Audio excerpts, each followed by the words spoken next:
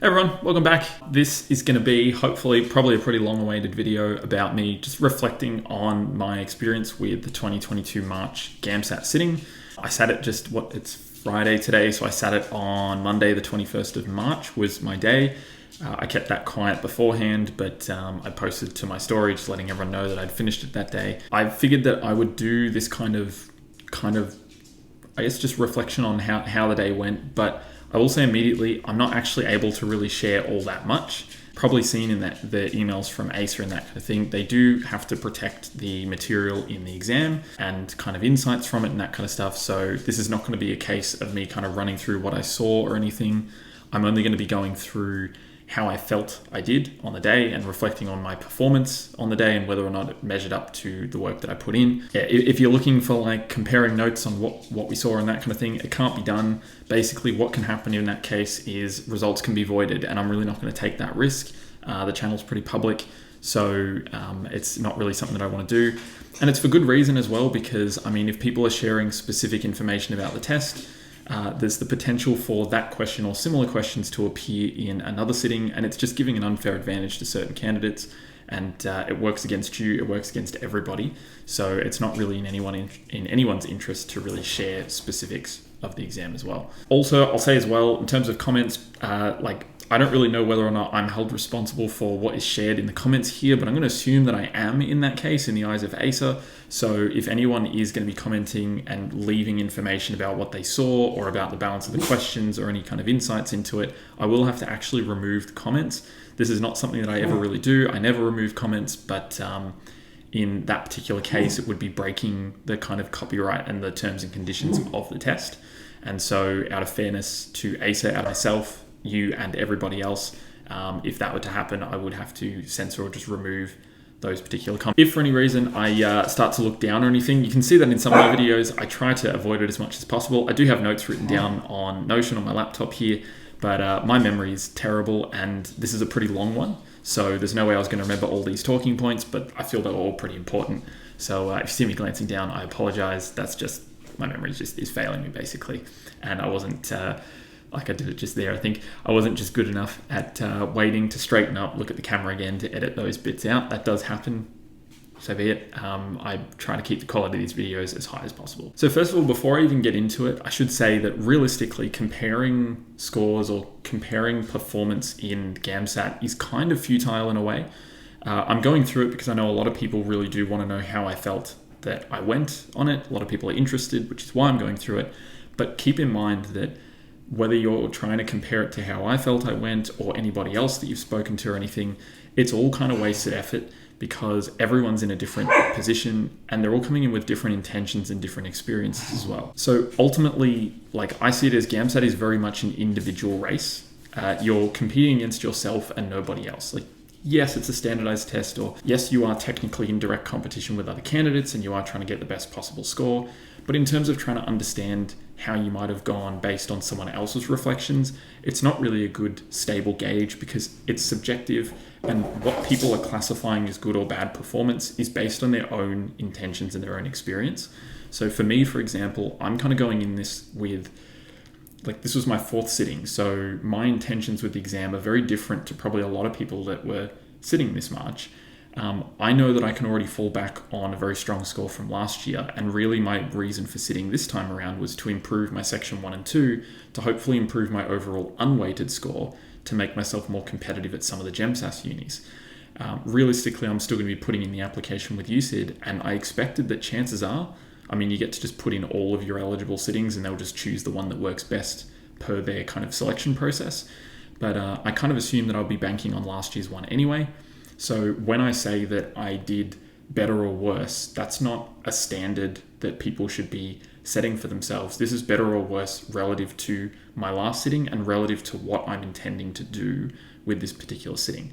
Other people are going in for the very first time and they're just trying to get a gauge on where they're at and are probably expecting to sit a second time. Other people might be looking to improve a particular section, working towards a particular uni. You might be a rural applicant and that kind of thing. All these things factor into how we actually judge performance as good or bad. So I might be saying something, if I say something kind of flippantly about something being good or poor performance, don't take that as an actual litmus test or some kind of a barometer for general GAMSAT practice or general GAMSAT performance, because this is all based on what I intended to do with this particular sitting. I think people just try to, you feel like you need to compare to other people because we have to now go through almost 2 months of waiting with no real gauge on how we went, and that's a difficult process to follow. We'll talk a little bit more about that in the middle of the video, I guess.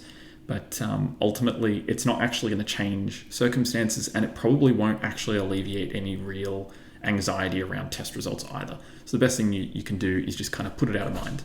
That being said, I'm making this video anyway, so if you're interested in sitting through it and listening to me ramble on about how I thought I went, well then, enjoy. The other thing is I plan to have a relatively important discussion at the end of the video, so it is going to be a pretty long one, but I would encourage you, if you can't be stuffed sitting around listening to the whole thing, that's cool, but definitely skip ahead to the final section. I'll put all the timestamps and everything and check out the last bit, because I think that's pretty important, but I didn't want it to kind of overarch the whole video. So first of all, I'll just run through kind of pre-exam and my kind of feeling towards it. This time around, I didn't really feel nervous, and I think that I expected that to be the case because I do have the luxury of having last year's score. Having an 84, even though the unweighted was still like 78.67 or whatever, which is a really, really high score to begin with, and then the overall was 84. So I went in with a fair bit of confidence, knowing that if things don't work out, it doesn't matter because I can probably just fall back on last year's score, especially because I didn't apply to anywhere but Unimelb, so I don't really have a good, gauge on exactly how other schools will see it, but I would imagine that it would remain pretty competitive at quite a few different options. So with that in mind, I didn't come into this with the same kind of pressure on my shoulders, and that I definitely noticed that in terms of my nerves. I didn't really feel nervous at all through the whole process. I felt the kind of pressure or the amping up a little bit in the last couple of weeks, but never really felt nervous. Even the night before, I slept fine. I was pretty comfortable. This is not like a flex or anything either. I preface it by saying I'm in a very unique position that a lot of people probably aren't able to sit the GAMSAT with. If I were to be relying on a particular score, I'd be a lot more nervous. This time last year, I was very, very nervous going into it, and I was battling a lot of self-doubt and anxiety and things going into it. So if that was the case for you, that's very normal. Like I said, do not compare it to the position that I'm in because it's a somewhat unique one. Still though, I was surprised to get all the way to the day without feeling nervous. Although I did, right before I left home in the morning, I did get a very short episode of kind of nausea, which I think was related to nervousness. There was no other reason for it, and it came, and then I just kind of willed it away and got rid of it again. But it was around for about 10 minutes or so, and I don't know what that was, because I didn't genuinely feel anxious about the test itself. I was quite ready to go, so I don't know why that was. Maybe it was just because I knew that it was an important day. Who knows why, but I was kind of glad that happened, because it kind of meant, okay, still means something to me. It's still a pretty important day. I was a little bit worried that I was almost a little bit too switched off. So that was actually kind of a good sign. As soon as I got in the car and started making my way over to the venue, then all the nerves, again, that whole feeling just kind of went away. I felt really calm, really relaxed and ready to go. And I only got more relaxed as the kind of day went on. You usually find that if you're watching this and you haven't sat it before and you're a bit nervous, a lot of people can probably attest to this, that you'll feel nervous right up until it starts. But once the timer starts, or once you're kind of seated, often you kind of get into a bit of a Zen mode. And a lot of that anxiety disappears when you just have the task in front of you and there's no more uncertainty about what it's going to look like or anything like that. So keep that in mind. So I drove in on the day. I'd already pre-booked parking around the corner, and I'd planned to get there a little bit early and then just kind of chill in the car. Still got a little bit nervous, like, oh, what if they're letting people in early or this or that? So I went and was planning on just kind of waiting on the other side of the road from the venue. Got there at 20 to 8, so 20 minutes early before the registration time. And I saw they actually already had the doors open and were letting people in and going upstairs in the lift. So I was like, oh, okay, sweet. So I just went straight across, joined into the line, registered, and I think I was sitting down. I was at my computer at 8 o'clock, and then we were started by 8:20. So it was super efficient. That was really nice to not have to have everyone going in at the same time and having to go in a big line and wait for the lifts and everything. So I appreciated that. That was good. And again, like for managing kind of pre-exam jitters or anything like that, it probably would have been pretty helpful for a lot of people to just at least be seated and know that something's happening rather than just standing around in the crowd waiting. Yeah, so in terms of like section 1, like I said, I can't share any details of the exam, but I think for me, it felt like I just kind of performed the same as I always have. I don't expect that my score will improve. I don't expect that it'll necessarily slip. If it does, then I probably wouldn't be all that surprised. But it literally just felt like every other section 1 sitting. It felt like a mishmash. Like some questions I felt like I was comfortable with the answer. Some of them I felt like I was just having to take educated guesses. Other times it was like I got it down to a 50-50 but couldn't find confirming evidence of an answer. And so I was just never really 100% comfortable with it, but got through it in the time frame. The timing felt pretty comfortable. I think I finished with 10 minutes to spare, but I still had some questions that I'd skipped. So I went back and went through those questions, could see the tricks and like felt a little bit more comfortable answering them. So it was a good thing that I'd skipped. But otherwise, I was still changing answers. I was going through, I had my list and I was going through and still changing my answers to something I was more comfortable with in like the dying seconds. Like I think I was finally done with it when there was like 10 seconds to go. But I think that was also just because I knew there's no point clicking to the next question because I'm not going to get anything done in 10 seconds. So I really pushed it right down to the wire. But again, that was always my plan. That's what I wanted to do, is run the pacing exactly to the second, and it went pretty smoothly in that sense. So I was happy with that. But overall, I don't think that I'll see an improvement in the score. It's a bit of a shame because I was starting to get some improvement in my practice where I was starting to hit kind of 70% or so, 70 to 75 by reading questions first and then the STEM. But when I got in there, I just didn't feel like that was a consistent method, and I just kind of chopped and changed. Sometimes I was reading the STEM, sometimes I was reading the questions first, backwards and forwards. It just didn't really go as well as what I'd wanted it to, but given that I didn't have as regimented a study process this time, it's kind of expected as well, so I'm not kicking myself over it. It could have gone worse, put it that way. With section 2, I was happy with the prompts that I got. I felt that they played into my strengths. There were things that I was pretty comfortable writing on. But again, I got 2 essays done, and I think I got a fair length on each of them. I actually got a fair amount of depth to the ideas as well. So I probably managed the time a little bit better. I pretty much split it 50-50 on the time, because if you're following any of my live streams, I was a little bit concerned that I was finishing both of them weirdly too quickly, and I wanted to actually slow down and really think about what I was saying and thinking about my expression to improve the score. So this time I went again all the way to the last seconds. I think I was still changing my intro to make sure it matched my argument in my task B at in the final minute or something. And again, there was just like a couple of seconds left when I was like, all right, that's as far as I can go with it. I don't think that it was my best writing. It was okay, but it was kind of middle of the road for me. And it didn't feel like I was taking any particular risks for the most part, which I always try to at least take one risk. But I think I just focused on clarity of idea. I went for really literal interpretations, which is something that I never really do, but I just focused on having really clear ideas, expressing it well, and communicating a good message. That was it. I didn't go for convolutions of the ideas or anything like that. I didn't go for anything too heavy or philosophical, just very straight and narrow, and very, very literal, very, very clear, very hopefully succinct. So again, in terms of score, I'm not ACER. I really don't know about what it's going to be, but I don't think I got 75 last time. I don't think it's going to be 75 this time. I'd probably predict mid to low 60s. Like I said, it really wasn't my best writing. I know I could have done better, but on the day, that was the best that I could produce. I don't know why it happened, but I didn't try to fall into doubting the idea too much. I just went ahead with what I had just to see what it would lead into. So then section 3, it definitely felt more challenging to me than last March. Last March felt very, very controlled and measured the whole time, which I was almost surprised by. This time, I got through all 75 questions. Again, my pacing was pretty much bang on 2 minutes per question all the way through. I kept checking the clock every 10 or so questions and found that I was always right on the limit, which I did start to panic a little bit when there was about half an hour to go. I kind of had a feeling like I'm going to run out of time and I'm not going to get the time to go back and check over questions. There were a few that I did skip because I wasn't 100% sure on. I didn't really know where to go with it, so I flagged them. I probably had a list of about 20 or so questions that I wanted to go back and check.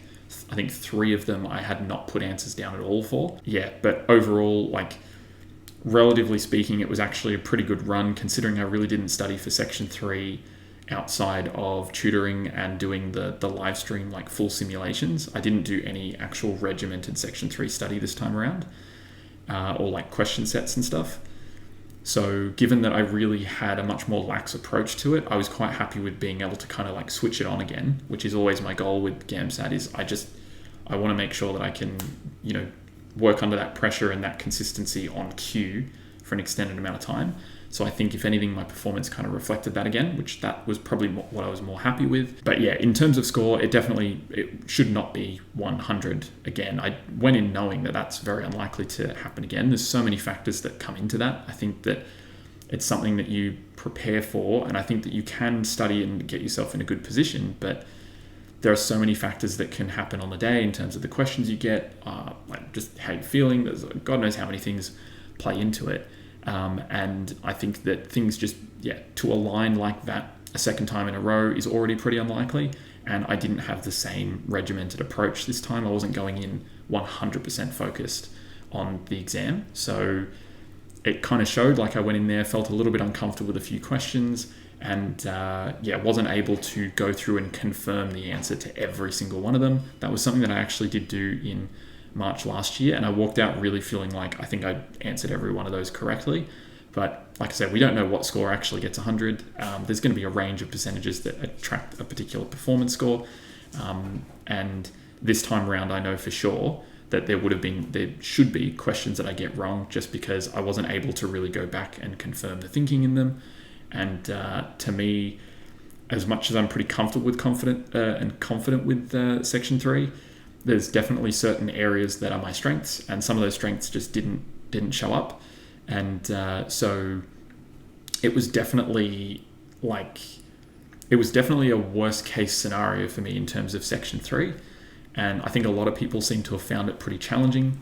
So it'll be interesting to see what the scores come out as. I have no gauge on what kind of score that will be. I just know that it won't be 100 again. So sorry to disappoint people who are expecting that I would get that, but I'm only human. I never really went in expecting to get 100 a second time. My focus was very much on section 1 and a little bit on section 2 this sitting, and not really on section 3. Yeah, otherwise though, like I said, getting through all 75 is a feat in itself. I have to remind myself of that. I'm not going to kick myself over not being able to check over everything perfectly. I think that given the time frame, I still probably managed the time pretty well. And like I said, this is not me complaining about answering everything. I know some people might be coming away feeling a little bit less confident in their section 3 score. So like I said, this is my reflections on what I intended to do. This is not a baseline that everyone should be comparing themselves to. Overall though, on the day, I think that I walked away feeling really happy with it. GAMSAT's one of those exams that can go left real quick, and I was interested to see going into this one not feeling the same kind of pressure, not being as hyper focused on it, and kind of splitting my focus across many things coming into it. I was interested to see whether or not I could keep some level of consistency, and I think that I achieved a consistency that I was happy with, and so hopefully the scores reflect that at least. And so overall I walked away pretty happy with it. It's just not going to be an improvement on scores, but I'm not too fussed. I had a pretty good feeling that I would be banking on last year's score anyway. I also put down a note, just some other things from the day as well. So a lot of people were wondering whether or not I'd get recognized. I was wondering that myself, and I mentioned in one of my videos just before it that I would have preferred if people didn't approach me before the exam. If people did recognize me at the exam, thank you for not approaching me and heeding that. I didn't have anyone come up to me, so either people were listening or I'm just not as popular as what I think I might be. And so either way, I was very thankful that there were no distractions on the day or anything. I think there were a few, maybe it was just me getting in my head, but I think that there were a few people that maybe were looking at me in the reflection in like there was like mirrored walls in the lift. And there were a few people when I looked up were kind of like staring. and I think I heard my name being whispered behind me in the line when I was lining up for the section 3 bit after the break. But other than that, I think generally speaking, people kept their distance, and I think overall it was a relatively quiet day. So I hope that everyone else had a pretty relaxed day and were able to keep themselves and keep focused on what they need to do. When I got in there, I was aware that I might have gotten recognised, so I tried to get in pretty early, and I found myself a seat like in the very front corner against the wall, like on the front right corner, just so I could kind of stay out of the way almost. And yeah, that was it. I also just like being near the front just because you can see what's happening and you can't see everybody else. I like to not know who's around me or how many people are in the room. I think that would be more distracting to sit at the back. So I did that last year as well. I found a seat in the second row from the front. And yeah, this time around being in the front row, the only person that I was aware was near me was the person that was sitting right next to me. Otherwise, I had no gauge on how many people were in the room or anything. When I was walking back out, then I was kind of like doing a rough count of the rows of the desks. There was probably like maybe 50, 60 people in the room or so, but I wouldn't have had a clue. It was all set up differently to March last time, and I wouldn't have had a clue how many people were in there, and I think that just plays better for me, just feeling like I'm in a room on my own. That's really kind of how I approach the exam. The timing was really good. Like I said, we started at like 8:20. We were finished section 2 by like 11:15, and I was out of the venue by 11:30 or so. And we got like a 1.5 hour break. We're told to come back at 1 o'clock, which is a lot longer than expected. I guess they were giving the 1 hour because they probably have a window that they might be using. So an hour is what they have available, but they're obviously running very smoothly on the Monday. And we got a slightly longer break, which was not something that I was really prepared for, but it was a good thing we did that in the live stream on the Friday, like a week and a half before it or so, because I had to do some work in that break, and we did there take a 2.5 hour break. So I guess that was actually kind of emulating the real day in a way. I just go to my car every time, and I usually just try to sleep. So I didn't eat all that much. I didn't end up having to use my running gel. I actually felt pretty hungry to begin with, so I just had like a yogurt and like a jam sandwich just for lots of carbohydrates, and that was it. I had a bunch of other food with me, a whole lot of bars and that kind of thing, and I just didn't use any of it. I didn't feel hungry beyond that. And yeah, then I planned to just kind of go to sleep in my car, but there was another GAMSAT candidate who was parked next to me who for some reason had their car running. They came and they turned the car on and they had it running. And the fumes I could feel it, like they were going to give me a headache, and the noise was kind of annoying as well. I don't know why they were running their car the whole time, like the cost of petrol to begin with. I don't understand it, but either way, I was like, great, okay, so I'm not going to be able to get sleep here, and I'm definitely not going to risk having a massive headache, especially because you have to limit how much water you're taking in as well, because you're not allowed to touch your water bottles during the exam without asking to go up and get it. And yeah, I was already trying to limit my water intake because I didn't want to also have to go to the bathroom or anything. And so dehydration with a headache is not a good combination. So I got out of there, I took my water with me, and just found like a nice sunny spot. Luckily it was a really nice day. It was like 25 and sunny in Melbourne that day. So I just found a nice sunny spot around the corner and just sat outside and read a book for about an hour or so, and then made my way back in for section 3. And then we went back in at like 1 o'clock. We were started by around 1:30 or so, 1:35, 1:36. And again, I was like, I try to get out of there as quickly as possible. I was in the first lift down and was out of there by like 4:15. So again, they ran a really smooth day, which was nice. And after that, then I just caught up with one of my GAMSAT students. We'd planned to just meet up afterwards. And that was kind of nice to meet someone properly for the first time, someone that I'd been working with. Yeah, we just caught up. There was a kind of cafe restaurant area just around the corner, just like on the Yarra. And we just caught up there. So that's pretty much it in terms of reflections on the day. Overall it went pretty well, pretty happy with it, but also really glad that it was my last sitting. If anyone's wondering, like, I'm not sitting another time. There's no point to it anymore because my 10-year window runs out after this application cycle. Realistically, if I were to try to apply again, I'd only be eligible for the schools that don't use the 10-year rule, which I think there's only like UWA and Flinders maybe are the only two, and I think there's some very, very special circumstances. And otherwise I'd have to start more studies, even if I know like there's like 6-month things and there's 1-year graduate certificates. It's just not something that I'm considering at the moment. So realistically, this March sitting was the last available sitting for me. I'll pretty much bank most likely on last year's score. So it was nice walking out of there knowing I'll never have to walk back into another one again. Yeah, hopefully it's all paid off. So the next thing then is like, what now? So I wanted to make sure this video was not just me rambling, but kind of providing some actual actionable advice as well. And I think a lot of you are probably experiencing this too, of just like, you get out of there, you don't really know how you've done. It's really hard to gauge a score. You've got to wait like 2 months for the results. So you've got to deal with like having been amped up for so long and having something consume you for so long for it to just disappear. It's kind of like when the uni year finishes and then you've got all this free time, you don't know what to do with yourself, except this, I guess, there's results hanging on the end of it as well. It's a strange one. Like the feeling after GAMSAT is very strange. You probably feel really flat, probably don't like, maybe even confused. Like I'm there saying that, oh, I feel pretty good about it, or I think I've done worse than before or better than before, or this or that. I don't really know. It's completely guessing. It's based on my own subjective experience, and I could be totally wrong with it as well. So you kind of just have to just wait for the results to arrive. So the best way to deal with that is really just to completely distract yourself with something that consumes and engages as much of your focus as possible. That can be multiple things, or it can just be one thing that's as kind of intensive as something like GAMSAT.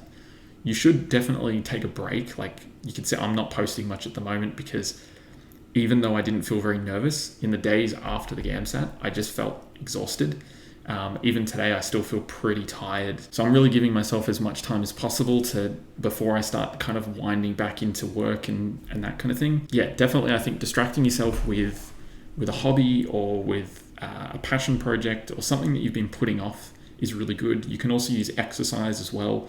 Like I kind of neglected running quite a bit in the last few weeks because GAMSAT started to take up more and more of my time outside of work and everything else. If you're at uni, then obviously uni is very intense and it's very easy to kind of bury yourself in that, but keep in mind, give yourself a break.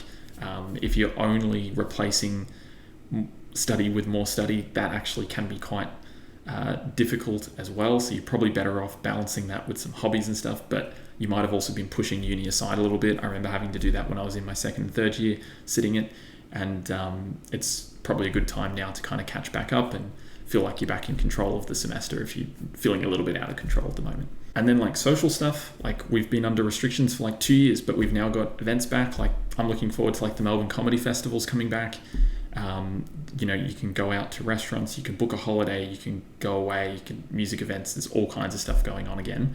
So take advantage of that as well over the next few months, and just use that as something else to look forward to, so you're not constantly thinking about the results release day. It'll just eat you up if you think about it. And then like hobbies, if you've got a hobby or a passion project or something that you've been putting aside, then pursue it now. It might be something like learning a new skill. It could be something that was a hobby that you've kind of put aside, like an instrument or something like that. For me, it's like I'm hoping to get my motorbike back on the road, and it's something that has been a real shame that it's disappeared from my life for such a long time. For me, it's a real kind of stress reliever, but it's been sitting on the covers for like 3 years. I've got to get it resurfaced and everything, get it back on the road, because I'll probably be selling it at the end of this year as well, which is a real shame. So I want to make sure I put it to some good use in these final few months. So that's kind of what I'm going to be doing and dedicating myself to, and being able to get back out on the road and going for some long rides and going for some rides with some mates and things as well. And then finally, for those of you who weren't able to sit GAMSAT this sitting because of COVID, all I've got to say is just sorry. I can't really empathize with that position, but we know that what happened this sitting, similar to what has happened in previous sittings as well, if you're registered to sit and you're registered to sit face-to-face or like at an actual physical venue, but you tested positive in the days leading up to it and you were going to be in isolation during the testing period, you would have had to report that to ACER, and they've most likely responded by deferring or offering you a deferral of your spot to the September sitting, but not necessarily offering a proctoring option in the interim so that you could sit the March sitting. It is a real shame that it played out this way. And if you haven't already seen Kate's video explaining, she was unfortunately someone who was affected by this policy. She does a really, really good job of explaining and I think demonstrating exactly how frustrating and how difficult that decision by ACER really is. She sums it up a hell of a lot better than I ever could. So if you haven't already seen that, go and check out that video. But I think that if I can offer anything, like it's obviously not comparable, but as someone who didn't get through the interview phase, like got to in 2013, that was when I was in my last year of my undergrad, and being knocked back there and then knowing that okay, either the dream is dead or the dream is delayed, that is a very, very difficult thing to face. And I'm not saying people who got COVID, the dream is dead. Like for me, it was then that was kind of the two things, but most likely it means that the dream is kind of delayed. It's a very, very difficult thing to face. And I had to kind of face that again last year with only applying to Uni Melb and knowing that I was limiting my options. And then when I didn't get an interview last year, knowing, okay, so again, I have to kind of put myself back through this for, another year and a bit before anything is concrete. It's a long, long process to go through. But I think that if there's anything that I've learnt over the course of having applied back then, spending a long time away from applications to medicine and not really even thinking about it, and then coming back and still having it be a very slow, tedious process with setbacks, is that good things take time.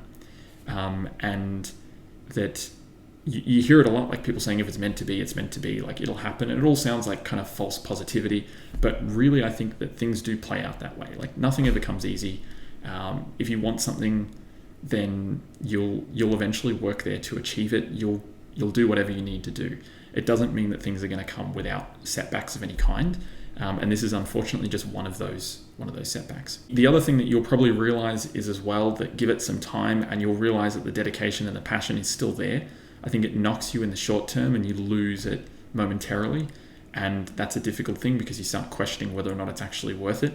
But give it might take a couple more days, it might take weeks, it might take months, but you will end up coming back onto that track again and then realizing why you're actually doing it, and you'll value the setback in some ways well. So this is not to congratulate ACER on their decision, but it does just add value to the process and it adds value to the reward that will eventually be there at the end. So honestly, from ACER's perspective, in this particular sitting, they clearly weren't in a position to be able to offer proctored sittings.